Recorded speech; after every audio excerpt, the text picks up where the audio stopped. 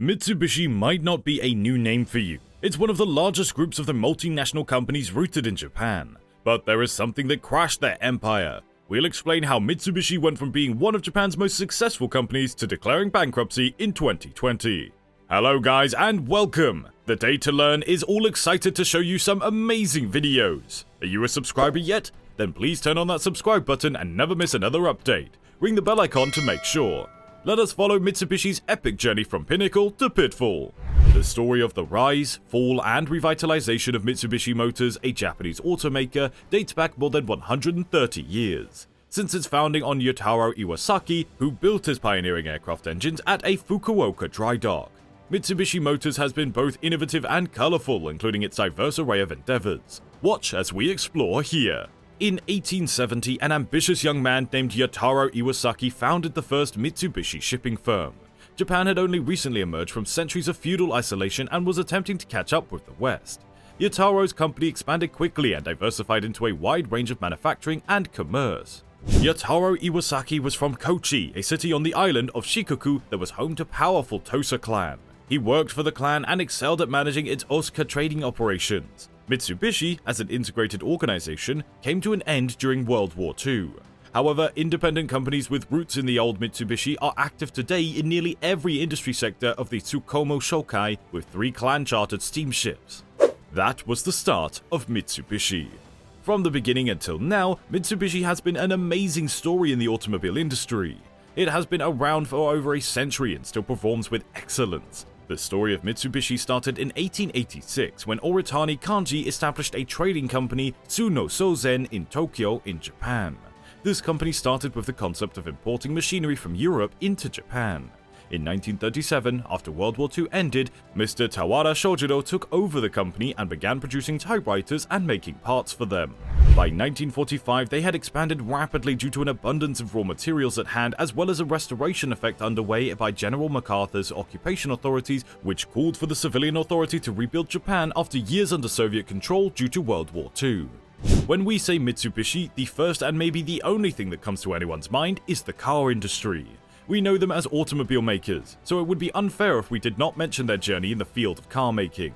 Mitsubishi entered the car field in 1925 when the company was founded. In just 2 decades, the company saw its sales increase by 200 times. By 1969, they were the second Japanese automaker after Toyota. The company continued to make small vehicles until 1949, when it introduced a line of cars for the US market. By the early 1960s, it had developed large sedans and other models with increased safety and reliability, but sales remained slow. Mitsubishi entered the car field in 1959 with the launch of Datsun. Datsun was a huge success all over the world. The company started to make strides towards becoming a globally recognized brand by the time that Nissan took over the mantle from Datsun. By the year 2000, when Nissan was spun off of General Motors, Mitsubishi was well established as one of the largest automakers in Japan. It has since expanded its presence worldwide, including annual sales exceeding 2 million units today. No, Mitsubishi did not start making vehicles from cars. Let's go back to World War I. They produced the famous pickup truck throughout World War I and developed the first diesel engine in 1915. By the 20s, Mitsubishi started to expand its presence outside of Japan, joining the company with a designer and taking over the Japanese automobile industry. So guys, every day is the day to learn. Subscribe to the Day to learn every day. While the competition on the sea was increasing, Mitsubishi was diversifying on land. The company purchased the Yoshioka copper mine in Akita and the Takashima coal mine in Nagasaki. In 1884, it leased the Nagasaki shipbuilding yard from the government and built Japan's first domestically produced steel steamship there. Under Yanosuke Iwasaki's autocratic leadership, Mitsubishi continued to develop and diversify. He purchased more mines to supply resources for Mitsubishi and Japan's expanding industries. He also dropped the word steamship from the company name. In 1890, he also paid about $1 million for 80 acres of swampy marsh next to the Imperial Palace. Yosuke's investment was ridiculed then, but is now worth billions of dollars. Following the war, the Allied occupation forces demanded that Japan's major industrial conglomerates disband. On September 30th, 1946, Mitsubishi headquarters was disbanded and many Mitsubishi companies were divided into smaller enterprises. How many of you knew about Mitsubishi's contributions to the racing world? Mitsubishi has nearly 50 years of international motorsport expertise, predating the incorporation of MMC.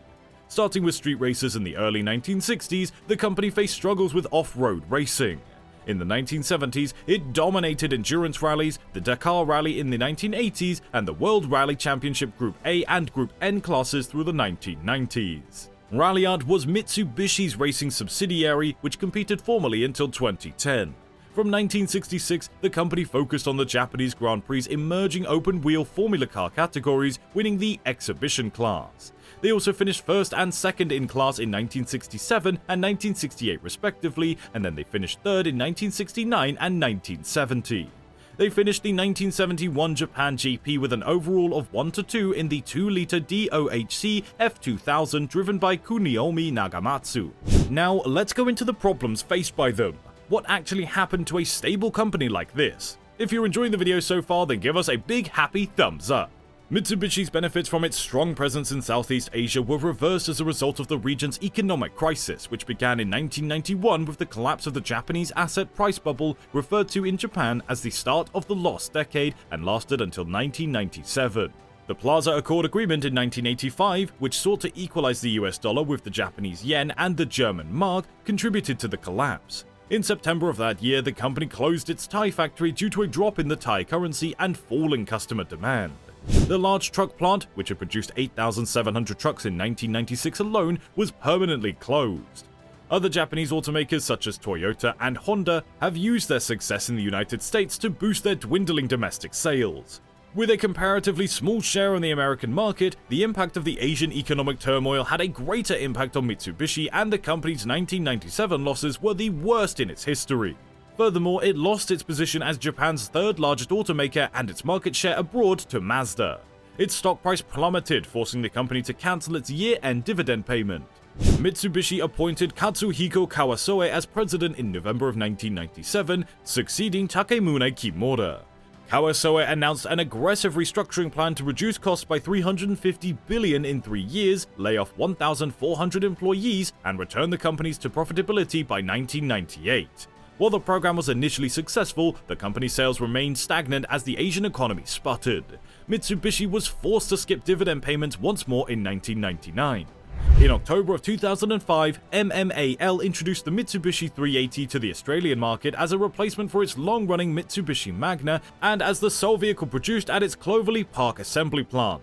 Despite a $600 million investment in development, initial sales projections proved optimistic. After only 6 months, Mitsubishi reduced production from 90 a day to 4 and the working week from 5 to 4 days. The Australian auto industry was concerned that this would not return to the planet to profitability and ensure its long-term survival. Experts outside of Australia and New Zealand could not compensate for the drop in domestic sales. Mitsubishi Motors announced on February 5th of 2008 that it would close its Adelaide assembly plant by the end of March. Direct job losses would range between 700 and 1,000, with up to 2,000 jobs lost in industries supporting Mitsubishi's local manufacturing operations. A single video might not be enough to tell you the whole story. Make sure you have subscribed to The Day to Learn. Like, share, and comment down below.